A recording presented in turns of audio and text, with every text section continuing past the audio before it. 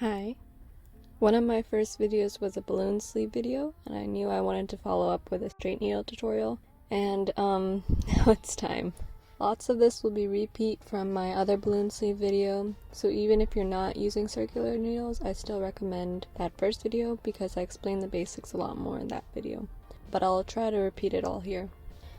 First, you have to get your yarn onto your needles. This is a cast on. This is the same technique as the previous video, but to cast on you first need a slip knot. To make this you make a loop and then reach your fingers through to grab another side of the yarn and pull through. Tighten that loop and that'll be your first stitch. To get the other stitches on, you loop the yarn around your finger and smush it onto your needles. I cast on 24 stitches. You can do more or less, but make sure you have an even number of stitches for your ribbing. Now that you have this beginning row of stitches, you have to build it up. Knitting on straight needles, you alternate between the needles. All the stitches start on one needle, you weave the yarn and current stitches onto the empty needle until they are on the other needle. You're really putting a loop into a loop. You keep repeating that as you go, and your project continues to grow underneath your needles. Like the previous balloon sleeve video, we are starting at the bottom cuff of the sleeve and working upwards. Lots of sweater cuffs are made up of ribbing, and ours will be no different. Ribbing is a knit 1, purl 1 repeat pattern. To knit, you have the yarn facing the back, insert your right needle behind the left, wrap the yarn around, and pull it through and off. Purling is basically the opposite of knitting. You're just mirroring the motion with the yarn and the needle inserted in the front, and then wrapping and pulling through and off. If you want a more detailed explanation, check out the previous balloon sleeve video. It's the same process as that. Repeat the knit purl pattern all the way down the needle, starting with a knit and then ending with a purl. After all the stitches are transferred over to the other needle, you flip your work and continue the knit purl pattern once more. I did the K1 P1 pattern over and over for 47 rows. I doubled the rows from my previous balloon sleeve because I wanted to fold it over and get rid of the seam at the end of assembly.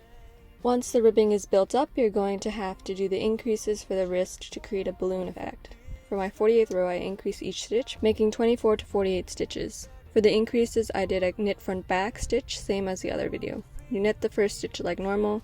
Don't fully take it off to the other needle. Instead, you put the needle back through the front and knit that again. You're making 2 stitches out of 1. Continue this for each stitch down the entire row, effectively doubling your stitches from 24 to 48. For the 49th row, do a knit, and then knit front back all the way down the row, turning your 48 stitches to 64 like in the other video. At this point, I just knit a few rows in stockinette to establish the increases. This is a bit different than the circular needle tutorial because with straight needles you are working with a front side and a back side. You'll need to alternate between the knit row versus the purl row to create the stockinette. Right after having done the increases, I did a full row of just purl stitches. Then flip it over to the other side and do a full row of just knit stitches. These are the same stitch.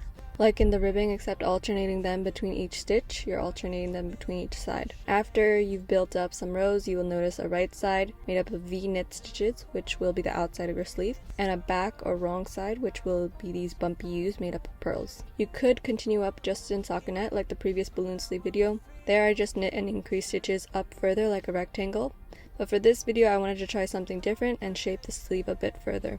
I wanted to do some decreases for the shaping. It may seem a little counterintuitive, but I feel like I've seen this on store-bought sweaters, where the sleeve goes in a bit at the bottom to emphasize the balloon, then out for the upper arm, so I wanted to try it out. I worked the decreases into a set of 4 rows. Starting on the right side of the knitting, I did knit 2 together, decrease to start out the row. You insert your needle into the first 2 stitches instead of 1, then knit them as if they were 1 stitch, making 2 stitches into 1. Then I continued down the entire row with the knit stitch as normal. Flipping over to the wrong side for the purls, I also started this row with a decrease. This time the purl 2 together. You purl the 2 stitches as if they were 1, then continue on with the purl stitches for the rest of the row. For the next 2 rows, you knit and purl all the stitches without any decreases to stagger the decreases a bit. I did these sets of decreases for the next 26 rows, decreasing by 8 stitches overall. I then did 10 rows of no increases or decreases. I have 52 stitches for each row and just did straight knit or purl rows for the bit to stagger them before increasing again. I started increasing again to get from the 52 stitches to 64. I knit front back and knit the whole row, then flipped it over, knit front back and purled all the way down. It was also at this point that I realized a purl front back exists, and I could have done that, but I didn't know it existed. In between the 2 increase rows, I did 3 rows of no increases because I thought it would stagger this a bit more than the decrease portion. And I did that for I don't know how many rows because I actually haven't done it at the time of recording, so we'll see where that gets me. Before starting the shoulder shaping, I tied scraps of contrasting yarn on each side. This will signal the start of the armhole, and I won't seam up these at the end. I was a bit clueless for the shoulder shaping and just followed a YouTube tutorial, so I'll breeze through this part. I split the shaping into 3 sets of 9 rows each. For the first set, I did knit 2 together both at the start and end of the row. For the next 9 stitches, I did that just at the start of the row. Then for the last set, I repeated with the decreases starting and ending each row. To finish the sleeve, you have to cast off. You knit the first 2 stitches as normal, then take your left needle under the first stitch, pull it off over the first. Continue this with the remaining stitches until they're all off, and you just pull through the last one at the end. Leave some leftover yarn to seam the edges together. I was so done at this point that I did a terrible job with the mattress stitch, but you basically weave it together and here's the end result. I feel it's a major improvement from my past tutorial, and I even made it with straight needles. As always, customize as you like, and thanks for watching.